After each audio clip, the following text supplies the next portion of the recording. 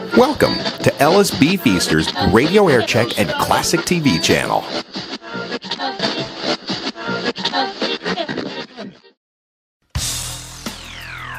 Ladies and gentlemen, Imus in the morning. Just now with Joe Van South. You know, remember when Wolfman Jack came to WABC? No, you don't. No, WABC. No, nobody would remember that here. Remember when Babe Ruth started in the All-Star game? A lot of people thought it was just me working at night. I've done him so much. That kind of stuff. Yeah, well. Okay, Sid's back. Hello, Sydney. Sid was sick. Yeah. He's still sick. Still sick, yeah. So New appreciation for the I-Man. When you can't breathe, it is brutal. It is tough. anyway, what's your question now? So somebody tweeted me a question. They said, does I-Man remember, I'm sure he does, the day that he decided Bernie and Lou were going to be perfect for the show? How that whole thing went down? I thought that was an interesting question. Well, I've told it several times. Pay attention, Sid. You got to pay attention. Write it down this time. Write it down, folks. We were at WFAN, and you know that studio, there's a studio separated by glass, and then there's the studio where the controls are, and the producer. And in there were Bernie and Bernie and Lou doing the show. And I forget Bernie, how'd you become part of the show? I mean, how did I hire you to? I started back at WNBC. It was that bathhouse encounter, and then I actually was working in the control room, actually in the newsroom, I should say, working as the liaison between Roz Frank in the helicopter and you, Mr. Imus. Right. Working there, I was working in promotions, sending out T-shirts, and your producer Mark Sheff, he decided to quit, or he was moving on, whatever he was doing. And I had done a couple of voices for you on the show, Don Criqui, Hector Macho Camacho. And the next thing you know, I was replacing Mark Schiff back in the late 80s. So anyway, we're doing a show at FAN. And my brother Fred, God bless him, was in, he's living in El Paso then, I think, or wherever he was. And he was visiting me in New York. And he used to be on the show for years. And so he was over at FAN in the control room with Bernie and Lou. And they have microphones in there, but they were never turned on. So he says to me, have you ever heard these guys? I said, no. He said, they're hilarious. He said, they make fun of you all morning. He said, and they say funny stuff that's a scream. He said, you should turn their mics on. So I did. Wow, the rest is history. That was it, huh? Yeah. So it was just you and Charles, basically, before these two guys came in? Yeah. Wow. Mm-hmm. And other people, but I was a huge deal doing it myself. You know. That's right. We had more I came to New York by myself. Right. So then I just accumulated all these people because every time I found somebody who was funnier than I am or more talented, I hired them, which I continue to do. So, with the exception of guns. Right. No, but I mean, so it's all serendipitous. It's 25 till the hour. The Battle of the Bands is coming up. Here's the Beach Boys. Round, round, get around. You think it, he says it. Imus in the morning. Now, what were you wondering about, Sid? No, somebody had sent me a question about you. They love hearing, I love it too, hearing about the stories. And they wanted to know when exactly you decided to turn the show from kind of a wacky morning show, all the bits and all that, into more a political satire. But what was your motivation behind doing that? So making a change from... When we went to FAN, there was no more records to play. So I just started interviewing people. I started talking to people like the Connecticut governor, Lowell Weicker, back in the day. Wow. Right. And But to fill the time. I mean, you didn't do any politics before on radio, or you did? I You was did. always, from day one, I ran for Congress against Barry Goldwater Jr. when I was at my first radio station in Palmdale, California. How'd you do? I didn't win, but You got votes. I mean, right? I mean, you didn't. Yes, I did get a number right in vote. Yes, I That's did. pretty cool. Yeah, didn't pass the vetting process, but You never thought again about running for I something mean- again, or you were too successful at that point? You didn't need to. Running to the liquor store. That's what he's thinking about. Well, I was running in because I needed the money. I was making $87 a week in Palmdale, and Congress paid $42,000 a year. So I thought, Wow. put me on the gravy train. That was my campaign slogan, by the way. Put down Imus on the gravy train. Right. No, because I quickly made more money than they did. So When did you start the Billy Soul Hargis routine? When did that start, and how did that come about? well, I was. Hang on a second. Hold on. All right. Everybody Yeah, man, a say second. baby. Just wait a second. Yeah. Play the intro, maybe. Well, I was raised listening to on a ranch in Arizona, listening to XERF and XERB out of Mexico. It was where I first heard Wolfman Jack, and I heard I first heard evangelists out of there selling autographed pictures of Jesus, stuff like that, and I used to hear that I don't care if it rains or freezes. It's an old, it's not something I wrote. And so I first started doing it in 1969 at K-Joy in Stockton, California. Damn. Woodstock. Same year. Oh, I don't care if it rains or freezes was an old song. Yeah. Okay, so you just added on the rest of those lyrics. You wrote that? No. Oh, okay. I think it was, I don't remember. Dashboard. Oh my Play God. it for me, Lou. Do you have it there? That's I don't care if it rains or freezes, as long as I got my plastic Jesus lying on the dashboard of my car. I can go 100 miles an hour, as long as I got the almighty power. Glued up there with my pair of fuzzy eyes. Well, I added the last two lines. okay.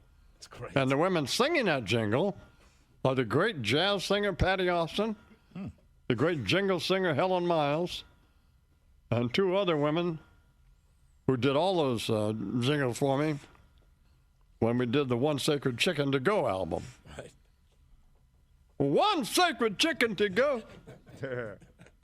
one with a heavenly glow, one that's delicious, one that's nutritious, so sacred it won't dirty your dishes. That is great. Praise God. I have one for you. Somebody just asked me, does Imus remember the first time ever, this is a tough one, first time ever he got screamed at by his PD, and what did he do to make that happen? What did you do? First time he got in trouble with a PD. We play the Jeopardy music. Low. Well, I don't know that I ever did. What? You never got yelled at? No, my position when I went to work in Palmdale was I'm going to do this like I want to do it. Remember, I was 27 at the time. I'm going to do this like I want to do it. And if you don't like it, get someone else. And a couple of cases they did. But here I am. They never gave you like hell, that.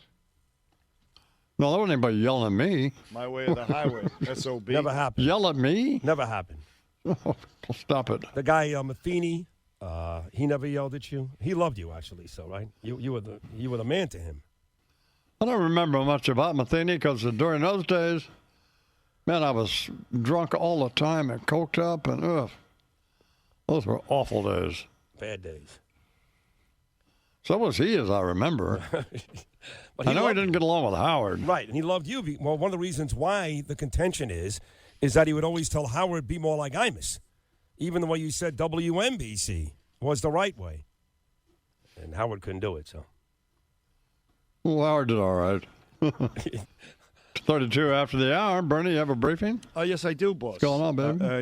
I'm here at the NJ.com studios, of course.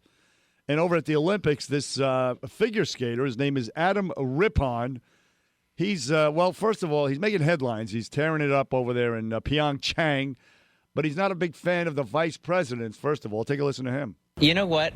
I personally don't have anything to say to Mike Pence. I'm very lucky because legislation that he's pushed hasn't affected my life at all. I spoke out because there are people out there whose lives have been affected by change that he's tried to make. So apparently, Mr. Rippon, not a baker in Indiana. Omarosa, is that how you pronounce the name? That's it, yes. She says that Pence, that Jesus tells him what to do. Right. Yes. Jesus talks to him. Well, he might. Very well may. Yeah. So, careful what y'all wish for. That's essentially what Omarosa's saying, the big O. Yeah, won't be getting rid of my Trump. Mm-hmm. That's good with Tony, wasn't it? Fantastic. Very good. Yes. Also, I didn't want to leave out Carol Foster. Oh. Who we hired at the time. African-American woman, comic. Nice lady. Comedian. Who Rob and Tony forced out. Forced out. That's what they say. It was us. That's the rumor. Yeah. It was sexual harassment. So is this going to be for the whole crew? Do we all get interviewed at some point? No. No, that's it. No. Well, there was Al Rosenberg. He was great for years. Yeah. The great Larry Chance. Geraldo Santana Banana. Yeah. The great Larry Kenny. Oh, God. Lisa Denton was on the program for a while. There's a bunch of great folks. Some I guess I'll probably forget, but seems like those were the main ones. Gus? Said sir. Well, all these sports guys, too. And was the very first one Marv? Was that the one at NBC? Yes, it was Marv Albert. Wow. How about that for a start? Then there was, I just can't go through it. What do you want to know about before? You know, somebody texted me earlier also interested in the White House Correspondents' dinner, which, of course, goes on as one of the great Imus stories when you pretty much savaged the Clintons. And the question was, when you wrote it, when you're performing it, did you have any idea it would be received that way? Did you even care? Well, first of all, Rick Kaplan asked me to do it. He was a friend of theirs. And he was a producer on Primetime Live, and he eventually ran MSNBC for a while.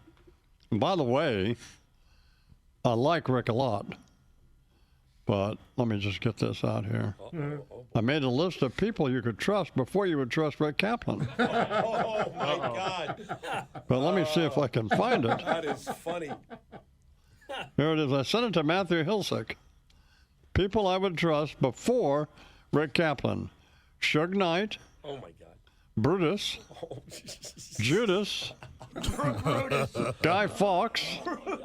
Jeffrey Katzenberg. Bernie Madoff. Anyone who sells jewelry. That is hilarious. And then my wife made me do it. I wasn't going to do it. You didn't think it was cool that you were going to be the one to do? You didn't think it was cool, nah. Well, I was nervous about it. And she said, well, she literally made me do it. Because I wasn't going to do it. Because it was rough material, man. And, you know, and then I did it. And I'm sweating like Larry the Cable Guy at a titty bar. And I just savaged everybody in the room. Now, it was funny and they were laughing. But the immediate reviews were that I had bombed. I didn't bomb. And in fact, I played the speech the next day on the air to dissuade the notion that nobody laughed. They all laughed. Did Bill laugh? No, man, they were sitting 3 feet from me. Wow. It's real And funny. you could just see that they were just seething. Oh, God. And so at one point, they were thinking about getting up and walking out. Wow. Well, they were furious. But from that very same year, I was inducted into the NAB Hall of Fame. I won my 4th Marconi. I picked up 100 radio affiliates. Wow. And I was signed by MSNBC. That's what that speech did. So in retrospect, it went well. I mean, if they had laughed and it was a good time had by everybody, you never would have maybe gained all that recognition and fame. The fact that you did aggravate them was great. Well, it was good. The initial response was great, yeah, but the speech was funny. I mean, it's funny. You go back and look at it. It's funny. Yeah. But, I mean, it was rough stuff. So. How long did it take you to write it? I don't know, a month or two. Oh, wow. Okay. Charles and I worked on it. And wow. I probably worked on it. Did I work on it with you, Rob? Bernie, Yes. Bernie, too, right? I think Bernie jumped in a little bit. Yeah. Yeah. Yeah, we all worked on it. That's right. Wow. So. Unbelievable. I didn't care. I don't care now. You don't care, right? Screw 'em No, all. I don't The hell with care. 'em. But there was a time when you liked Bill, right? It was another Well, time. By the way, like it him. turned out to be very prescient. What do you mean? Well, Yeah, what's that the mean? stuff Yeah. that he said Talk English. actually came to fruition afterwards. Right. That's true. Bernie's right. At the time, I was talking about him fooling around. He was fooling around. Right. But you were just joking? You this- didn't know? Or? This was before the Lewinsky scandal. Wow. When the Lewinsky scandal was going on, at the time I was giving the speech. Oh, my. I gave her the cigar that night.